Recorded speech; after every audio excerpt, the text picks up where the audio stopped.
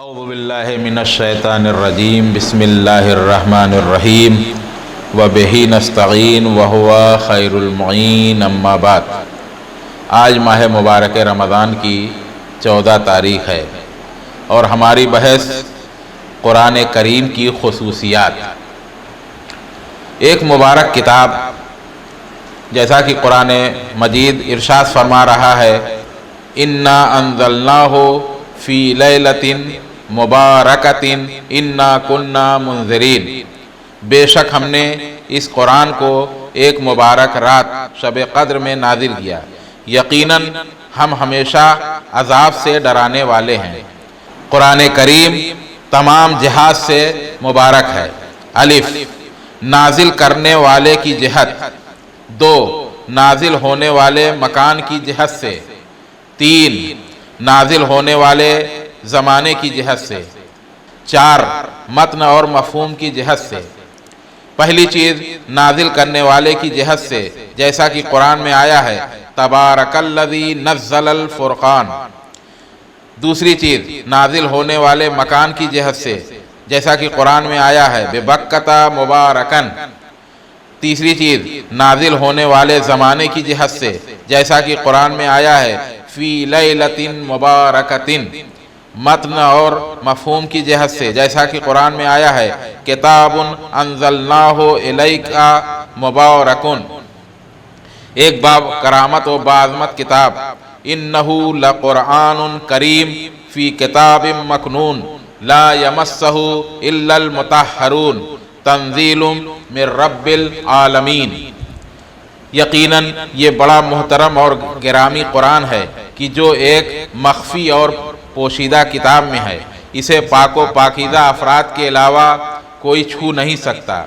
یہ عالمین کے پروردگار کی طرف سے نازل کیا گیا ہے۔ قرآن کریم میں خداوند متعال اور جو بھی اس سے متعلق ہے کریم سے توصیف کیا ہے۔ سب سے پہلے خداوند عالم کریم ہے، جیسا کہ قرآن میں آیا ما غرک بربک الکریم۔ دوسری چیز قرآن کریم ہے، جیسا کہ قرآن میں ذکر ہوا انہ لقرآن کریم، رسول خدا کریم ہیں، وجاءہم رسول کریم۔ چوتھی چیز نزول وحی کا واسطہ جبریل کریم ہے، انہ لقول رسول کریم۔ انسان بھی پروردگار عالم کی مخلوق ہونے کے عنوان سے مورد کرامت قرار پایا ہے۔ وَلَقَدْ كَرَّمْنَا بَنِي آدم۔ مولا کائنات علی ابن ابی طالب علیہ السلام نہج البلاغہ کے خطبہ نمبر 152 میں اہل بیت علیہم السلام کو کرائم القرآن سے یاد کرتے تھے۔ جی ہاں، قرآن کریم فرد اور معاشرے کی عزت و کرامت کی چابی ہے۔ اس میں نظر کرنا، اس کی تلاوت اور اسے حفظ کرنا، اس میں تدبر اور غور و فکر کرنا اور اس سے نصیحت لینا انسان کے رشد اور کرامت کا موجب ہے۔ انہ لقرآن کریم، پروردگار عالم کے اس جاویدانی معجزے قرآن کریم کے امتیازات اور خصوصیات کے ایک حصے کو تفسیر نور میں سورہ یونس کی آیت نمبر 38 کی تفسیر کے ذیل میں اس طرح بیان کیا گیا ہے۔ مختصر کلمات میں بلند و بالا معارف کا قرار دینا، جیسے میاں بیوی کے بارے میں تعبیر کرتا ہے ہن لباس لکم وانتم لباس لہن، عورتیں تمہارا لباس ہیں اور تم مرد ان کے لباس ہو۔ غیر الہی قدرتوں کی سستی و ناتوانی کو بیان کرنے کے لیے انہیں مکڑی کے جالے کے ساتھ تشبیہ دی گئی ہے، اور یا یہ کہ انہیں ایک مکھی تک خلق کرنے سے عاجز و ناتواں قرار دینا۔ دوسری چیز کلام کی شیرینی اور نفوذ۔ قرآن اگر 1000 بار بھی تلاوت کیا جائے تو پرانا اور کہنا نہیں ہوتا، بلکہ ہر بار کوئی نہ کوئی نیا نکتہ ملتا ہے۔ تیسری چیز کلام کی خاص آہنگ اور موسیقی۔ قرآن کے کلمات کی آواز اور آہنگ مخصوص ہے۔ اگر قرآن کی کوئی آیت کسی بھی عرب زبان کے کلام کے درمیان یا روایات معصومین علیہم السلام کے درمیان رکھ دی جائے تو وہ مشخص و معین ہوتی ہے۔ نمبر 4، قرآن کی جامعیت، استدلال و برہان سے ضرب المثل تک، دنیا سے آخرت تک، اور نیز خاندانی، قانونی، سیاسی، نظامی، اخلاقی اور تاریخی مسائل وغیرہ سب کے سب اس میں موجود ہیں۔ نمبر 5، حقیقت نمائی، قرآن کے مفاہیم حس و گمان اور اندازوں پر مبتنی و استوار نہیں ہیں، حتیٰ کہ اس کی داستانیں اور قصے بھی مستند اور واقعی ہیں۔ نمبر 6، عمومیت کا حامل، لوگ جس سطح فکری کے مالک ہیں اور جہاں بھی رہتے ہیں وہ اس کتاب سے بہرہ مند ہوتے ہیں۔ نمبر 7، ابدی جاودانی، جتنی بھی انسانوں اور علوم و معارف کی عمر گزرتی جا رہی ہے قرآن کے زیادہ سے زیادہ اسرار ظاہر ہوتے جا رہے ہیں۔ نمبر 8، حیرت انگیز ترقی، بہت زیادہ دشمن رکھنے اور کثرت سے حملوں کے باوجود اپنی اس طولانی مدت میں قرآن کریم نے سب سے زیادہ رشد و ترقی کی ہے۔ نمبر 9، ایسا معجزہ جو اختیار میں ہے، قرآن کریم ایسا معجزہ ہے جو سب انسانوں کے اختیار میں ہے، کیونکہ یہ قرآن کلام اور کلمہ کی نوع میں سے ہے جو سب کے اختیار میں ہے۔ نمبر 10، قرآن موعظہ و نصیحت کی کتاب بھی ہے اور دستور و قانون کی کتاب بھی۔ نمبر 11، ایسے فرد کی زبان پر جاری ہوا ہے جس نے کسی کے پاس درس نہیں پڑھا۔ نمبر 12، اس سے نہ کوئی چیز کم اور نہ ہی کوئی چیز زیادہ ہوئی اور یہ کتاب تحریف سے محفوظ ہے۔ نمبر 13، قرآن شفا و رحمت کا باعث ہے، اس دوا کا طبیب ہم کو بھی جانتا ہے اور ہمیں دوست بھی رکھتا ہے، اور اس کے نسخے کا نتیجہ بھی ابدی ہے اور اس کی کوئی نظیر نہیں ہے۔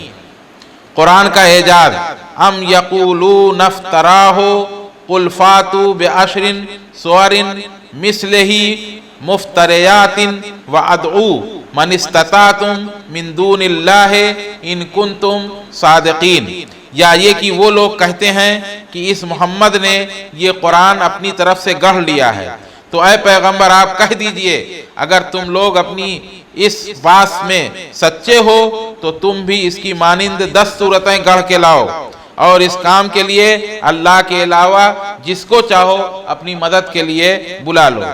قرآن فقط فصاحت و بلاغت کی نظر سے ہی معجزہ نہیں ہے، بلکہ معارف، نصائح و مواعظ، استدلال و براہین، غیبی خبروں اور قوانین کے لحاظ سے بھی معجزہ ہے، کیونکہ جملہ وَادْعُوا مَنِ اسْتَطَعْتُمْ یہ بیان کر رہا ہے، یہ چیلنج تمام لوگوں کے لیے ہے، نہ فقط ان عربوں کے لیے جو قرآن کی فصاحت و بلاغت کو سمجھتے ہیں، جیسا کہ دوسری آیات کریمہ میں بھی فرمایا ہے قُلْ لَئِنِ اجْتَمَعَتِ الْإِنسُ وَالْجِنُّ عَلَىٰ أَن يَأْتُوا بِمِثْلِ هَٰذَا الْقُرْآنِ لَا يَأْتُونَ بِمِثْلِهِ وَلَوْ كَانَ بَعْضُهُمْ لِبَعْضٍ ظَهِيرًا، اگر تمام انس و جن اکٹھے ہو جائیں پھر بھی قرآن کی مانند کلام نہیں لا سکتے۔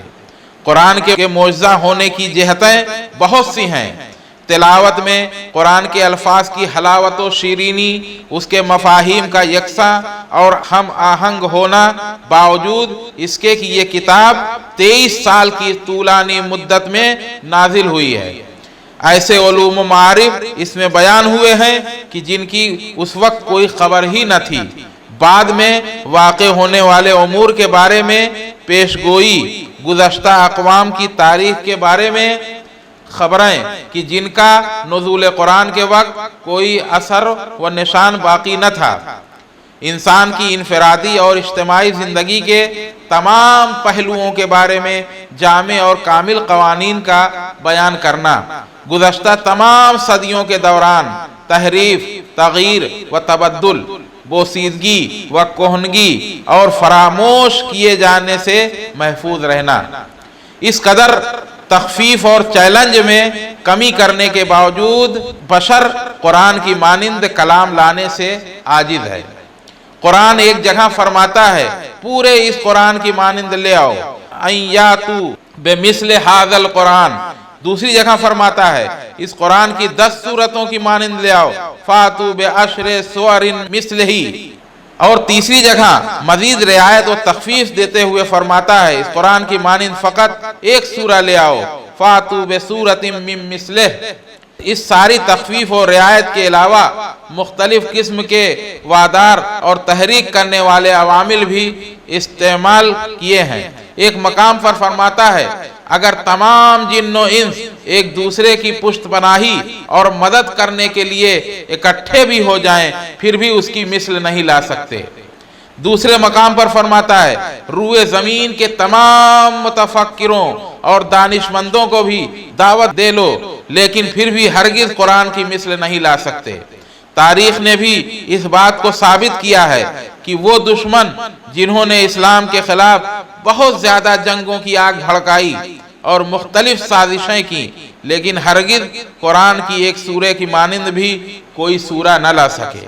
کیا معجزہ اس کے علاوہ کوئی اور چیز ہے؟ مسئلہ آج کی بحث کا مسئلہ بے اعتنائی برتتے ہوئے نماز جماعت کے سلسلے میں مسئلہ ہے کہ بے اعتنائی برتتے ہوئے نماز جماعت میں شریک نہ ہونا جائز نہیں ہے اور انسان کے لیے مناسب نہیں ہے کہ بغیر عذر کے نماز جماعت کو ترک کرے۔ دوسرا مسئلہ جس شخص کو نماز میں اس قدر وسوسہ ہوتا ہو کہ اس کے باطل ہونے کا موجب بن جاتا ہو اور صرف جماعت کے ساتھ نماز پڑھنے سے اسے وسوسے سے نجات ملتی ہو تو ضروری ہے کہ وہ نماز جماعت کے ساتھ ادا کرے۔ والسلام علیکم ورحمۃ اللہ وبرکاتہ۔